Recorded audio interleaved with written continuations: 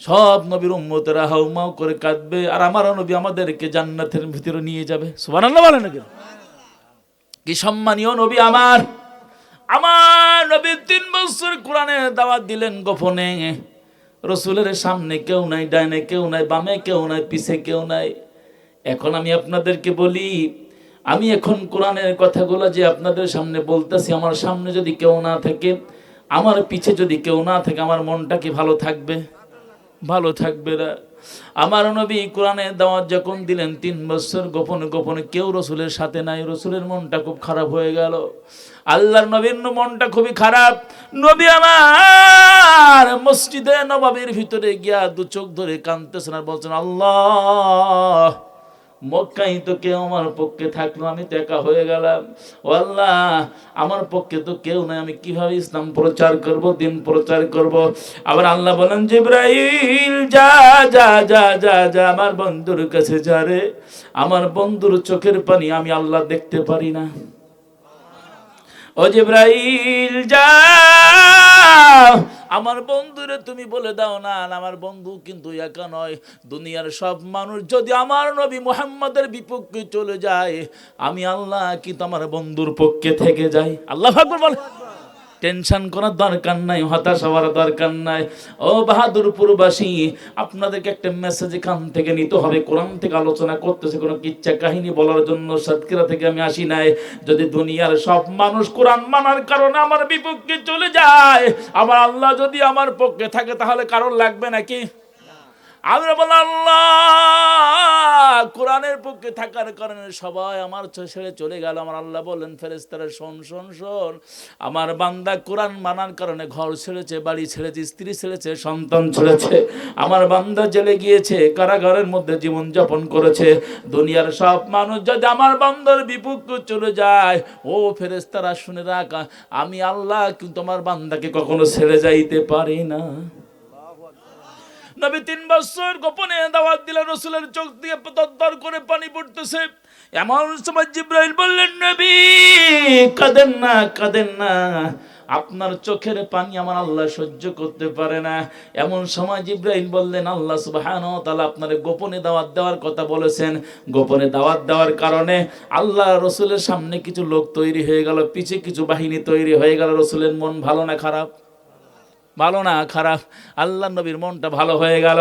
নবী আমার এই কোরআন খানা নিয়ে কয়েকজন সাহাবী রসুলের হাতে হাত দিয়া বলল, ইয়া রাসূলুল্লাহ, ইয়া হাবিবাল্লাহ, আপনি কিন্তু একা না, আপনার সাথে আমরা আছি, আপনি টেনশন করবেন না, আপনি হতাশাগ্রস্ত হবেন না। নবী গো, আপনার সাথে আমরা আছি, আপনি টেনশন নিয়েন না। 3 বছর গোপনে দাওয়াত দেওয়ার পর অল্প কিছু সাহাবী বলেন, ইয়া রাসূলুল্লাহ, ইয়া হাবিবাল্লাহ, এভাবে গোপনে দাওয়াত দেব কতদিন? আল্লাহর নবী বললেন, সাহাবীরা শোনো, এভাবে গোপনে দাওয়াত চলবে ততদিন আল্লাহর পক্ষ থেকে কোনো সিদ্ধান্ত না আসবে যতদিন। আল্লাহু আকবার বলেন। সাহাবীরা বললেন, নবী আমরা প্রকাশ্য নামাজ পড়তে পারি না, বাইর হতে পারি না, বাজারে যাইতে পারি না, স্ত্রীর কাছে যাইতে পারি না, সন্তানের কাছে যাইতে পারি না। আবু জাহেল আবুল আহাব 144 ধারা জারি করছে। কয় 44? 144 ধারা জারি করেছে। পুলিশ বাহিনী আমাদেরকে হয়রান হয়ে খুঁজতেছে। নবী গো, এভাবে কতদিন আমাদেরকে চলবে? ও নবী, গোপনে গোপনে কতদিন আমাদেরকে এভাবে থাকতে হবে? আল্লাহর নবী বললেন, সাহাবীরা, স্ত্রীর কথা কি মনে পড়ে? সন্তানের কথা কি মনে পড়ে? পিতামাতার কথা কি মনে পড়ে? সাহাবীরা বললেন, ইয়া রাসূলুল্লাহ, ইয়া হাবিবাল্লাহ, না না না নবী, না না না, যেদিন থেকে আপনার হাতে হাত আমরা রেখেছি, স্ত্রী ত্যাগ করেছি, সন্তান ত্যাগ করেছি, পিতামাতা ত্যাগ করেছি। নবী শোনেন, শোনেন, 1 সেকেন্ডের জন্য আপনাকে আমরা ত্যাগ করতে পারি না। আল্লাহু আকবার বল, আল্লাহু আকবার।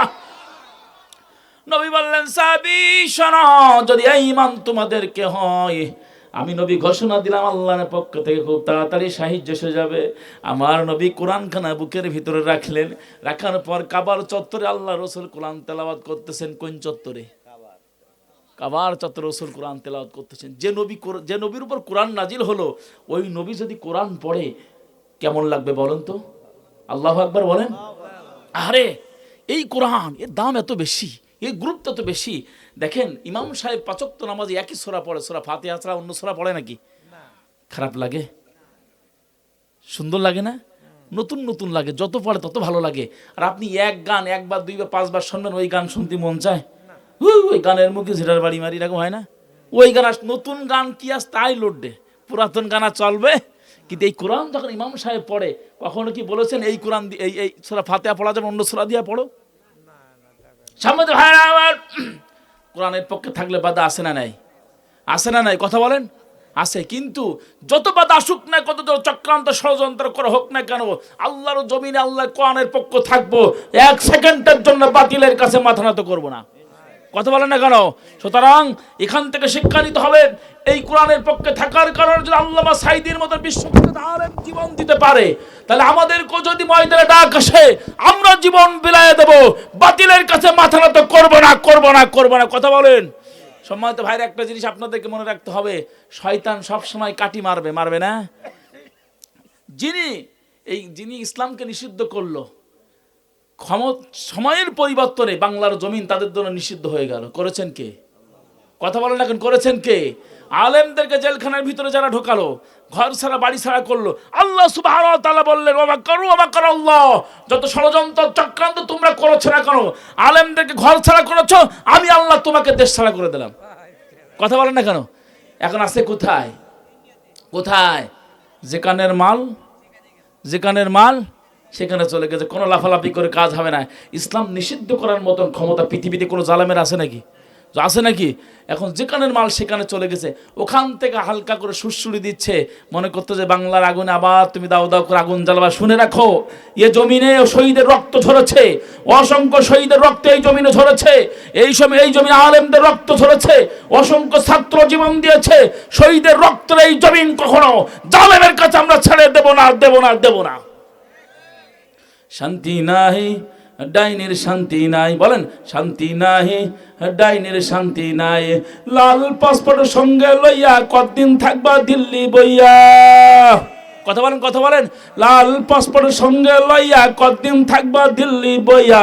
তোমার লাল পাসপোর্টের বেল নাই, শান্তি নাই, ডাইনের শান্তি নাই, শান্তি নাই, স্বৈরাচারের শান্তি নাই। 51টার মামলা হয়েছে শুনছি আমরা খবর, 41টা হত্যা মামলার পাইছি আমরা খবর। ওরে বাংলাদেশে আনা হবে, সাঈদী হত্যার বিচার হবে। আরে বাংলাদেশে আনা হবে, সাঈদী হত্যার বিচার হবে। 1 সেকেন্ডের ছাড় নাই, শান্তি নাই, ডাইনের শান্তি নাই, শান্তি নাই, স্বৈরাচারের শান্তি নাই। কথা বলেন ঠিক কিনা? সম্মানিত ভাইরা আমার, নবী বললেন সাহাবীরা চলো কাবার চত্বরে যাই। আল্লাহর নবী কাবার চত্বরে কোরআন তেলাওয়াত করতেছেন। রাসূলের মুখ দিয়ে কোরআন শোনার পর বলেন তো দেখি, আল্লাহর নবী যদি কোরআন তেলাওয়াত করে কোরআন কেমন লাগবে? আল্লাহু আকবার বলেন। কি মধুর সুর রাসূলের কণ্ঠ থেকে। আল্লাহু আকবার বলেন। নবী আমার কাবার চত্বরে কোরআন তেলাওয়াত করে, আবু জেহেল চিন্তা করলো না না না না না না, এই কোরআন বন্ধ করতে হবে। আবু জেহেল 144 ধারা জারি করে দিল। সমগ্র মক্কার ভিতরে পুলিশ সব চেকপোস্টে পুলিশ রেডি করলো, কেউ যেন মুহাম্মাদের কাছ থেকে কোরআন না শুনতে পারে, কেউ মুহাম্মাদের কাছে আসতে না পারে। কারণ আবু জেহেল জানে যদি মুহাম্মাদের কাছে কেউ যায়, একবার মুহাম্মাদের চেহারার দিকে যদি তাকাবে, সে কখনো বেঈমান অবস্থায় থাকতে পারে পারে। আবু জেহেল 144 ধারা জারি করে দিল, কেউ মুহাম্মাদের কাছে যাবে না, মুহাম্মাদের পাশে যেন কেউ যেও না। কিন্তু গণক, কিন্তু পাগল, কিন্তু জাদুকর। আল্লাহু আকবার বলে। একজন প্রেসিডেন্ট যদি আপনাদের এই এলাকার ইউনিয়নের চেয়ারম্যান সাহেব যদি মসজিদের ইমাম সাহেবকে সারাদিন ইমাম সাহেবকে নিয়ে যদি ওই আপনার গাবতলি মোড়ে বলেন, আপনাদের এই বাহাদুরপুর মোড়ে বলেন, যদি বলে আমাদের মসজিদ ইমাম সাহেব পাগল জাদুকার, পাগল জাদুকার, আচ্ছা বলেন তো আপনাদের মনে সন্দেহ হবে কি হবে না? চেয়ারম্যান সাহেব সারাদিন পাগলের কথা মুখে বলে, সাধারণ কোনো পাগল নয়। কথা বলেন। আবু জেহেল বলল মুহাম্মদ পাগল, মুহাম্মদ জাদুকর, মুহাম্মাদের কাছে কেউ যেন যেও না। মক্কার প্রেসিডেন্টের মুখে যদি একজন পাগলের কথা বারবার উচ্চারণ হয়, ও সাধারণ পাগল না, অসাধারণ পাগল। আল্লাহু আকবার বলেন। আলোচনা কি বোঝা যাচ্ছে? বুঝেন, চেয়ারম্যান সাহেব একটা ক্ষমতাশালী মানুষ, একজন শক্তিশালী মানুষ যদি মসজিদের ইমাম সাহেবকে পাগল বলে, তাহলে মনে করতে হবে সাধারণ কোনো পাগল নাই, নিশ্চিত অসাধারণ কোনো পাগল। সুবহানাল্লাহ। আবু জাহেল বলল, শোনো মক্কাবাসী শোনো, মুহাম্মাদের কাছে যাওয়া যাবে না, ওই পাগলের কাছে কেউ যেও না, পাগল কিন্তু তোমাদেরকে জাদু করবে, আরে তোমাদেরকে তদবির করবার কাছে যাওয়া যাবে না। এমন সময় মক্কার ভিতরে সবচেয়ে ধনী পরিবারের সন্তান, ধনী পরিবারের সন্তান, নাম ছিল তার মুসআব। নাম কি? মুসআব। তার বাপের নাম ছিল উমায়ের, বাপের নাম উমায়ের। এই মক্কার ভিতরে শ্রেষ্ঠ কবি ছিলেন উমায়ের, তার একমাত্র সন্তান নাম ছিল মুসআব। ওই মুসআব যে জামা একবার গায়ে দেয়, দ্বিতীয়বার ওই জামা আর গায়ে দেয় না। আল্লাহু আকবার বলে। মুসআব যখন রাস্তা দিয়ে বাইর হয়, সমগ্র শরীর থেকে আতরের ঘেরান বাইর হয়। আহার ধনী পরিবারের একমাত্র সন্তান, বাপ ছিল বড় একজন কবি। আরে আবু জেহেল বলল, শোনো মক্কাবাসী, মুহাম্মাদকে যখন যুবকরা দেখে, যুবকরা মুহাম্মাদকে দেখার জন্য পাগল হয়ে যায়। আল্লাহু আকবার বলেন। যে সমাজের যুবকরা যখন ইসলামের পক্ষে আগায় যায়, ওই সমাজ ইসলামের জন্য উর্বর হয়ে যায়। সম্মানিত ভাইরা আমার, আবু জেহেল বলল, যুবক শোনো, মুহাম্মাদের কাছে কিন্তু যাওয়া যাবে না, ও পাগল গণক জাদুকর, যে যাবে তাকে কিন্তু জাদু করবে। আরে মক্কা শ্রেষ্ঠ ধনী ঘরের ধনী পরিবারের সন্তান মুসআব বলল, মুহাম্মদ কেমন মানুষ দেখার বড় ইচ্ছা আমার হয়। ওর আব্বা বলল, আমার সন্তান শোনো, তুমি সব জায়গায় যাও, কোনো সমস্যা নাই, মুহাম্মাদের কাছে যেন যেও না। আল্লাহু আকবার বলেন। মা বলে, সন্তান শোনো রে, শোনো, একমাত্র সন্তান তুমি আমার বাবা, তোমার দুনিয়ায় কেউ নাই, আমি কিন্তু তোমার মা ঘোষণা দিলাম বাবা, দুনিয়ায় সব জায়গায় যাবা, মুহাম্মাদের কাছে তুমি যেও না।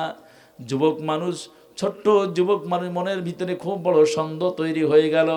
মক্কার প্রেসিডেন্ট বলে মুহাম্মদ পাগল, আমার আব্বাও বলে মুহাম্মদ পাগল, আমার মাও বলে মুহাম্মদ পাগল। ও আল্লাহ, আমার আব্বা জানে পাগল বলে, মা জানে পাগল বলে, ওই পাগলকে না দেখা পর্যন্ত আমি বিছানায় মাথা লাগাবো না।